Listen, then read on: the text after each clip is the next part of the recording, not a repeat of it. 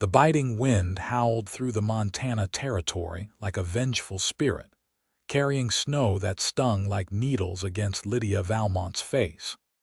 Her arms ached from clutching 6-month-old Emma to her chest, trying desperately to shield the infant from the merciless December blizzard of 1878. The crash of their stagecoach hours earlier had left Lydia alone, disoriented and increasingly certain that this frozen wilderness would become their grave. "Just a little further, sweet girl," Lydia whispered to her daughter, though she had no idea where further might lead. The snow had already erased her tracks, and the dim afternoon light was rapidly fading as the storm intensified. Emma's cries had grown weaker over the past hour, a detail that terrified Lydia more than her own numbing extremities. They needed shelter, and they needed it soon. Her husband Thomas had perished 3 months ago from pneumonia, leaving her no choice but to journey west to live with her sister in Helena. Now, as the wind tore at her woolen coat and the cold seeped through to her bones, that decision seemed to have doomed them both. A sudden gust nearly knocked her off her feet. Lydia staggered, clutching Emma tighter, and fought to remain upright. The baby's faint whimper was barely audible over the howling storm. Tears froze on Lydia's cheeks as she stumbled forward, one foot after another, refusing to surrender to the cold that clawed at her with increasing persistence. Through the swirling white, a dark shape materialized, too large to be a bush, too structured to be a boulder. Lydia blinked rapidly, uncertain if her mind was playing cruel tricks. As she drew closer, the shape revealed itself, a small cabin, its windows glowing with the faint promise of firelight. "Help!" she tried to shout, but her voice emerged as little more than a rasp. "Please help us." She managed 3 more steps before her frozen legs betrayed her. As she fell to her knees in the snow, still cradling Emma protectively, the cabin door swung open. A tall figure emerged, his silhouette cutting through the white haze. "Lord Almighty!" a deep voice exclaimed. In seconds, strong arms were lifting her, baby and all, from the snow. "I've got you, madam. I've got you both."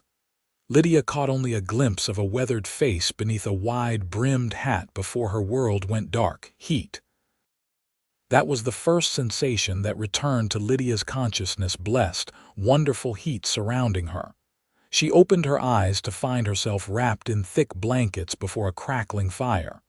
Panic seized her immediately. "Emma," she cried, struggling to sit up. "My baby." "Easy now," came that same deep voice from earlier. "Your little one's right here."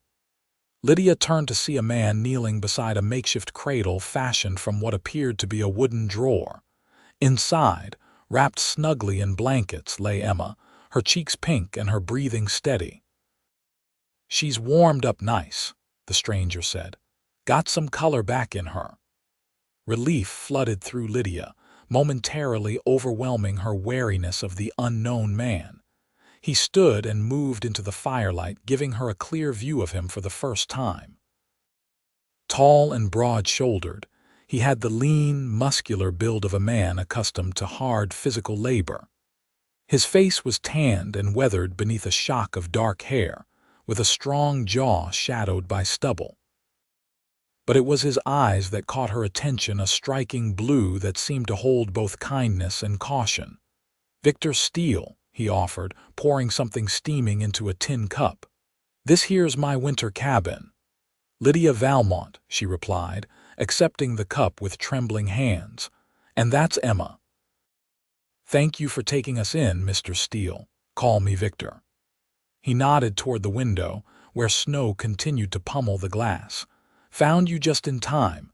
Storm's getting worse."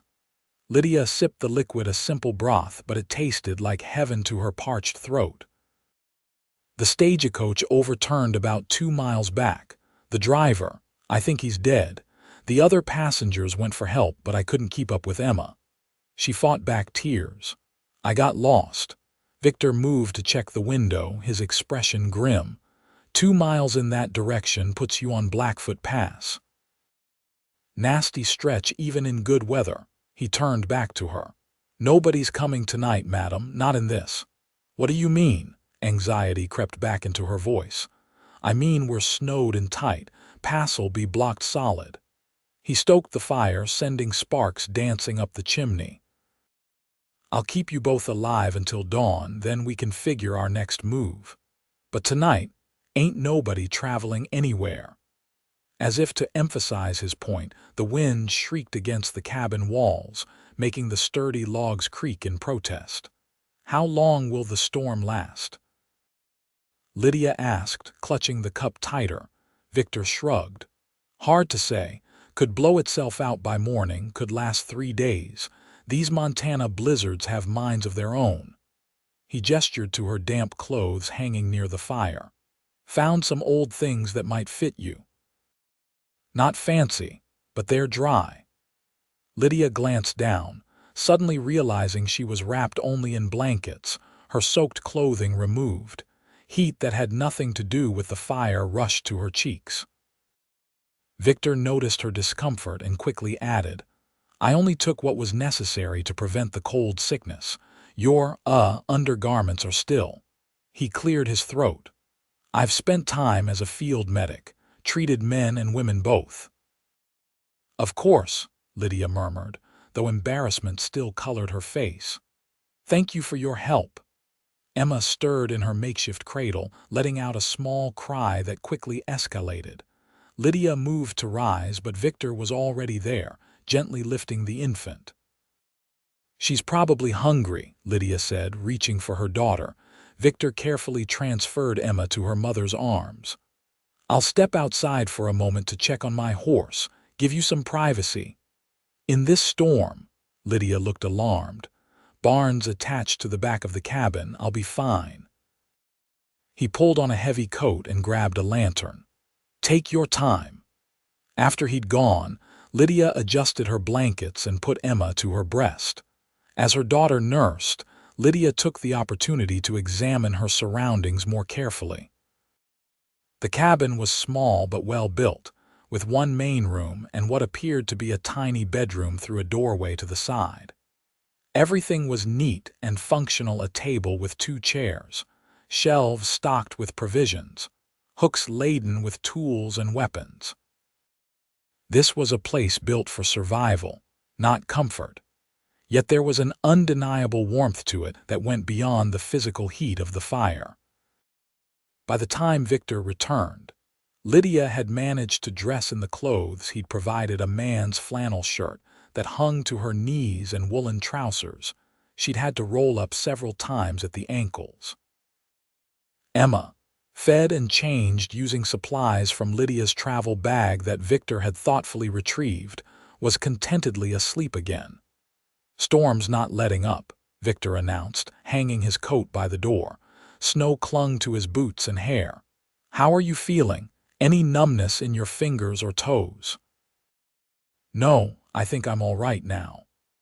Lydia watched as he moved about the cabin with practiced efficiency, adding wood to the fire, checking his supplies.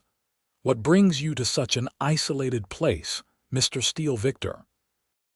He didn't answer immediately, busying himself with preparing something at the small cast iron stove in the corner. I trap during the winter. Beaver marten, the occasional wolf, do some prospecting come spring. He glanced over his shoulder. And you? Helena's a long way to travel with a little one. Lydia stroked Emma's downy head. My husband died this past September. We were living in St. Louis, but I couldn't manage on my own. My sister Martha has a boarding house in Helena. She offered us a place. I'm sorry about your husband, Victor said, and the simple sincerity in his voice touched her. Thank you. She swallowed against the familiar knot of grief. Thomas was a good man. He would have been a wonderful father. Victor nodded, seeming to understand the weight behind her words. Well, you've got a beautiful daughter. She's tough too. Not every little one would weather a blizzard like that. She gets that from her father, Lydia said softly. And her mother, Victor added, meeting her eyes briefly before turning back to his cooking. Don't sell yourself short. Takes real grit to keep going when most would have given up. The simple meal Victor prepared, beans, dried venison, and cornbread, was the most delicious thing Lydia had tasted in months. Perhaps it was her brush with death that made it so flavorful, or perhaps it was the company. Despite his rugged appearance, Victor proved to be both considerate and surprisingly well-spoken. As they ate, he shared stories of his 10 years in the Montana Territory, tales of encounters with bears, of spectacular summer storms, of breathtaking valleys hidden deep in the mountains that few white men had ever seen. "How did you learn to survive out here?" Lydia asked, genuinely curious. Victor's expression grew distant. "War teaches a man things. After Gettysburg, sleeping rough in the wilderness seemed peaceful by comparison." He rubbed his left shoulder absently. "Came west in '65 like a lot of men, didn't want crowds or questions." "You were Union?" "Yes, madam, 20th Maine."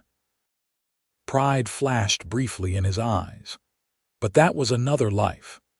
Outside, the wind continued its assault on the little cabin, but inside, wrapped in firelight and conversation, Lydia felt the first real sense of security she'd known since Thomas's death. When Emma woke crying shortly after midnight, Victor surprised Lydia by offering to walk with her while Lydia rested. "I've got a niece back in Maine," he explained, cradling Emma with unexpected gentleness. "Spent a summer helping my sister with her first baby. I know the drill." Lydia watched in amazement as the tall, rough-hewn man paced the small cabin, humming softly to Emma, who stared up at him with wide, curious eyes. "She likes you," Lydia observed. Victor smiled, a genuine smile that transformed his face, softening the hard lines and illuminating those remarkable blue eyes. "Babies are good judges of character. No pretense with them." "Is that why you prefer their company to adults?" Lydia asked, sensing there was more to his solitary existence than he'd revealed. His smile faded slightly. "People complicate things. Out here it's simple. You either survive or you don't." "That sounds lonely," Lydia said quietly. Victor looked down at Emma, who had grabbed his finger in her tiny fist. "Most times I don't mind it." Then, so quietly Lydia almost missed it, he added, "Most times." The night deepened, and though Lydia tried to stay awake, exhaustion eventually claimed her. She drifted to sleep to the sound of Victor's deep voice, softly telling Emma about the stars hidden behind the stormy skies. When Lydia woke, pale morning light filtered through the frost-covered windows. The storm had subsided to gentle snowfall, but the world outside remained buried under at least 3 feet of fresh powder. Emma was asleep in her makeshift cradle, and Victor sat at the table, cleaning a pistol. "Morning," he said, nodding toward a pot on the stove. "Coffee's hot." Lydia stretched and rose, feeling surprisingly well-rested despite everything. "How long has it stopped snowing?" "About an hour ago, but we're not going anywhere today." Victor reassembled his weapon with practiced movements. "Pass is completely blocked. I checked from the ridge behind the cabin." Disappointment and relief warred within Lydia. She was anxious to reach her sister, to begin rebuilding some semblance of a life for herself and Emma. Yet the thought of leaving the safety of the cabin, of leaving Victor, brought an unexpected pang. "How long before we can travel?" she asked, pouring herself coffee. 3, maybe 4 days until the pass is passable. That's if no more snow comes." He holstered his pistol. "I need to check my trap line, make sure nothing's been damaged. Will you be all right here with Emma?" Lydia nodded. "We'll be fine." "Is there anything I can do while you're gone? Cooking, mending?" "No need, please," she interrupted. "I'd like to earn my keep." Victor studied her for a moment, then nodded. "There's a shirt needs patching in that chest by the bed, and I wouldn't say no to a hot meal when I get back." After he departed, Lydia found herself humming as she tended to Emma and set about exploring the cabin more thoroughly. The small chest held not only the shirt needing repair, but also several books, well-worn copies of Thoreau, Whitman, and surprisingly, Jane Austen's Pride and Prejudice. This solitary trapper was clearly more complex than he appeared. The day passed quietly. Lydia mended the shirt, prepared a stew from the supplies Victor had shown her, and read aloud to Emma from Pride and Prejudice, enjoying the familiar words that had once been a favorite of hers back in St. Louis. When Victor returned late in the afternoon, his cheeks ruddy from cold and his arms laden with firewood, Lydia felt a strange flutter in her chest at the sight of him, a sensation she hadn't experienced since her early days with Thomas. "Something smells good," he said, stamping snow from his boots. "Just a simple stew," Lydia replied, suddenly self-conscious. "I hope it's to your liking." Over dinner, Victor surprised her by asking about her life before Montana, about St. Louis, about Thomas, about her dreams for the future. He listened intently, as though her ordinary life was somehow fascinating. "What about you?" she asked eventually. "Do you plan to trap and prospect forever?" Victor poked at the fire. "Never thought much beyond the next season," he paused, "though sometimes I think about having a proper ranch. Horses, maybe some cattle, something to build, not just survive." "Why haven't you?" he shrugged. "Ranching means neighbors, townsfolk, church socials, and barn raisings. Not sure I remember how to be around people like that." "I think you do just fine," Lydia said softly. Their eyes met across the fire, and something unspoken passed between them, a recognition, perhaps, of kindred spirits despite their different paths. The next 3 days fell into an unexpectedly comfortable rhythm. Victor would leave each morning to check his traps or hunt, returning by mid-afternoon. Lydia kept the cabin in order, cared for Emma, and prepared meals. In the evenings, they would talk for hours by the fire, sharing stories, debating books, or sometimes simply sitting in companionable silence. On the third night, as a pale moon finally broke through dispersing clouds, Victor taught Lydia how to play checkers on a board he'd carved himself years earlier. Emma slept peacefully nearby as they matched wits over the simple game. "You're letting me win," Lydia accused after her second victory. Victor grinned, setting up the pieces again. "Wouldn't dream of it, madam. You've got a natural talent for strategy." "Is that so?" She raised an eyebrow playfully. "Perhaps I should have been a general in the war effort." "Would have ended sooner if you had been," he replied, his eyes twinkling. Lydia laughed, and the sound seemed to brighten the cabin even further. It struck her suddenly that she hadn't truly laughed since before Thomas fell ill. The realization sobered her slightly.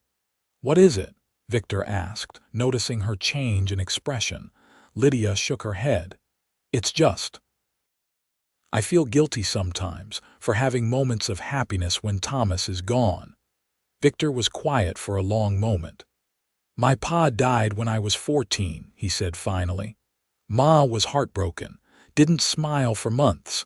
Then one day I found her laughing at something my little sister said." He moved a checker piece thoughtfully. "When I asked her about it later, she told me that grief and joy aren't opposite sides of a coin. They're threads in the same cloth of living." Lydia looked up at him, touched by the unexpected wisdom. "Your mother sounds like a remarkable woman." "She was." His voice was soft with memory. "She also said that the dead don't begrudge the living their happiness. They want it for us." Tears pricked at Lydia's eyes. "Thank you for that." Victor nodded, seemingly embarrassed by his own eloquence. "Your move," he said, gesturing to the board. But the game was forgotten as Emma began to fuss.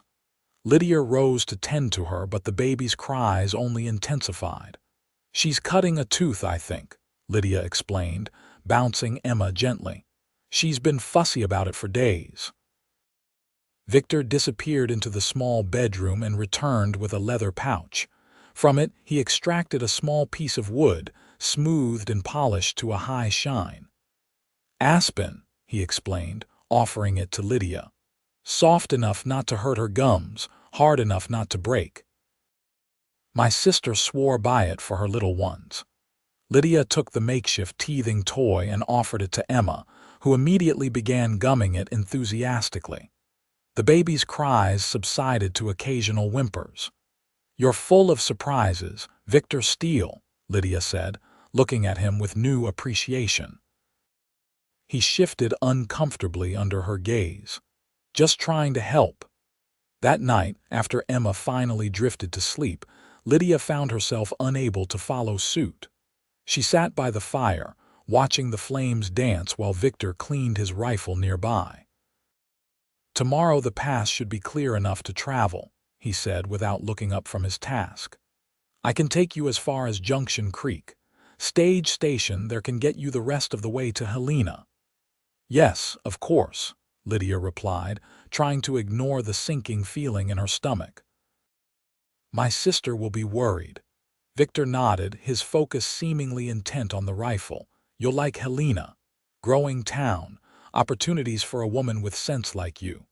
And you'll return here, to your traps and your solitude." His hands stilled for a moment. "It's what I know." Lydia looked around the cabin that had been their sanctuary. In just a few days, it had begun to feel like home in a way that seemed impossible to explain. Or perhaps it wasn't the cabin at all, but the man who had filled it with unexpected kindness. What if? She began, then faltered, uncertain of her own boldness. Victor looked up, his blue eyes questioning. "What if what?" Lydia gathered her courage. "What if there were another option for both of us?" The rifle lay forgotten as Victor's full attention turned to her. "I'm not sure I follow." "These past days," Lydia said carefully, "have shown me something I didn't expect to find in a blizzard, a chance to feel whole again." She met his gaze steadily. "I think perhaps you felt it too." Victor stood slowly, his expression guarded yet hopeful. "Lydia, I'm not a man who's easy to be with. I've lived alone a long time." "Not completely alone," she countered softly. "You've kept your sister's family in your heart. You've carved checkers boards and teething toys. You've read Jane Austen, for heaven's sake." She smiled. "You're not as solitary as you pretend to be." He came to sit beside her, close enough that she could feel the warmth radiating from him. "What exactly are you proposing?" "Come to Helena," she said simply. "Not forever if you don't wish it, just see what might be possible." She glanced toward Emma's cradle. "For all of us." Victor's eyes followed hers to the sleeping infant. "She deserves better than a rough trapper with nightmares and old wounds." "She deserves a man who would risk a blizzard to save her," Lydia countered. "A man who knows how to survive, how to build, how to care." She reached for his hand, finding it calloused but warm. "So do I." The touch seemed to break something open in Victor. He looked down at their joined hands, then back to her face with an expression of wonder and uncertainty. "I haven't let myself want anything like this in a very long time." "Neither have I," Lydia admitted. "It's frightening." "Terrifying," he agreed with the ghost of a smile. And then, with the gentleness he'd shown toward Emma, Victor reached up to touch Lydia's cheek. She leaned into his palm, closing her eyes briefly at the tenderness of the gesture. "I can't promise I'll be good at it," he whispered. "Being around people again, being part of something." "I'm not asking for promises," Lydia replied. "Just a chance. For both of us to see if there's something worth building here." In the flickering firelight, Victor leaned forward slowly, giving her every opportunity to pull away. Instead, Lydia closed the distance between them, pressing her lips to his in a kiss that felt both like coming home and setting out on a grand adventure. When they separated, Victor's eyes held a light Lydia hadn't seen before: hope, perhaps, or the rekindling of dreams long set aside. "Junction Creek tomorrow," he said softly. Then Helena. Together. The morning dawned clear and brilliant, the world transformed into a glistening white wonderland. Victor had risen early to prepare the horses his own sturdy gelding and a gentle mare he kept as a pack-horse. By the time Lydia and Emma were dressed and ready, he had converted his wooden sled into a comfortable conveyance, lined with furs and blankets to keep them warm during the journey. "It's beautiful," Lydia gasped as she stepped outside, the sunlight on snow nearly blinding in its intensity. Victor, securing their provisions to the second horse, paused to look up at her. "Yes," he agreed, though his eyes never left her face. "Beautiful." The color that rose to Lydia's cheeks had nothing to do with the cold. Their departure from the cabin was bittersweet. Victor took one last look around, his expression unreadable as he closed the door on the solitary life he'd known for so long. "Having second thoughts?" Lydia asked gently. He shook his head. "No, just saying goodbye to the man I was." He helped her onto the sled, carefully arranging blankets around her and Emma. "Ready to meet the man I might become." The journey to Junction Creek took most of the day, with Victor leading the horses carefully through the snow-packed trail. They spoke little, both lost in thoughts of what lay ahead, yet the silence between them was comfortable, filled with possibility rather than doubt. At one point, as they crested a ridge overlooking a spectacular valley, Victor stopped the horses. "I want you to see this," he said, helping Lydia from the sled. With Emma bundled securely against her chest, Lydia stood beside Victor as he pointed toward a distant meadow, sheltered by mountains on 3 sides. "That's Whispering Valley. Most beautiful piece of land in the territory, especially in spring when the wildflowers bloom." "It's breathtaking," Lydia agreed, entranced by the pristine vista. "It's also unclaimed," Victor added quietly. "Good water protected from the worst weather, perfect for a ranch." He glanced at her sideways, just something to consider for the future. Lydia's heart swelled at the implication. "I'd like that," she said softly, "to consider it together." They reached Junction Creek by late afternoon. The stage station was little more than a sturdy building with attached stables, but to Lydia, it represented the threshold between one life and another. The station master, a gruff older man named Harkins, recognized Victor immediately. "Steele, thought you'd hold up for winter already." His curious gaze shifted to Lydia and Emma. "Don't often see you with company." "Change of plans," Victor replied simply. "When's the next stage to Helena?" "Tomorrow noon, weather permitting." Harkins eyed the unusual trio speculatively. "Got a room available if you're needing it." "Nothing fancy, but it's warm." That night, in the simple room above the stage station, Lydia and Victor spoke of practical matters: her sister's boarding house, opportunities in Helena, the gradual steps they would take to build a life together. Yet beneath the practicalities ran a current of deeper emotion neither could fully articulate. As Emma slept in a borrowed cradle, Victor took Lydia's hand. "I want to do this right," he said earnestly. "I know we've only known each other a few days, but I feel—" "I know," Lydia interrupted gently. "I feel it too." "Your sister might not approve," he warned. "A rough trapper courting her widowed sister." Lydia smiled. "Martha has always been practical. She'll see what I see in you." She squeezed his hand. "Besides, you saved our lives. That should count for something." "And you saved mine," Victor replied, his voice thick with emotion. "Just in a different way." The stage to Helena departed the following day under clear skies. As the coach rattled along the snowy road, Lydia leaned against Victor's shoulder, Emma sleeping peacefully in her arms. Through the window, the Montana wilderness stretched away in breathtaking panoramas, no longer a threat, but a promise. "What will you tell your sister when we arrive?" Victor asked, his arm secure around her shoulders. Lydia looked up at him, at the face that had become so dear to her in such a short time. "I'll tell her that Emma and I got lost in a snowstorm," she said softly, "and that a kind cowboy promised to keep us alive until dawn." She reached up to touch his cheek. But dawn came, and he decided to stay. Victor turned his head to press a kiss into her palm.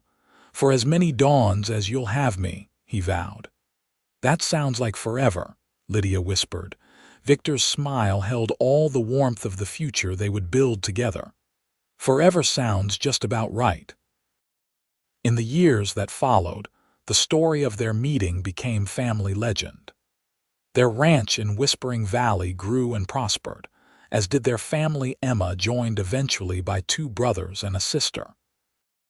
And every winter, when the first heavy snow began to fall, Victor and Lydia would share a special smile, remembering the blizzard that had brought them together and the promise made in a small cabin, to keep each other alive until dawn and all the dawns thereafter.